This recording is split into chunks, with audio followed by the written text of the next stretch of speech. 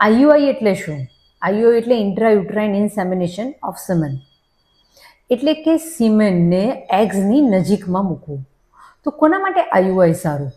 જે કપલની ઉંમર નાની છે, બહેનોની ઉંમર 30 કરતાં ઓછી છે, લગ્ન જીવન 3 વર્ષ કરતાં ઓછું છે, જે લોકોમાં બોર્ડર લાઇન મેલ ફેક્ટર છે, એટલે કે સ્પર્મનો કાઉન્ટ જરાક જ ઓછો છે, 15 મિલિયન નોર્મલ કહેવાય સ્પર્મ કાઉન્ટ, જે લોકોનો 12-13 મિલિયન છે, મોટિલિટી 30% નોર્મલ કહેવાય, જે લોકોનું સ્પર્મ કાઉન્ટ 20% જેવો મોટિલિટીવાળો છે, તે લોકો માટે આઈયુઆઈ સારું રિઝલ્ટ આપી શકે છે. 3, ઘણા લોકોમાં સ્પર્મ કાઉન્ટ 0 છે, તો એવા કેસમાં ડોનર સ્પર્મથી પણ આઈયુઆઈ કરી શકાય છે. 4, કોઈ લોકોને ઓવ્યુલેશન પ્રોબ્લેમ છે, તો તેવા સંજોગોમાં એઝ સચ આઈયુઆઈ બહુ હેલ્પ નથી કરતું.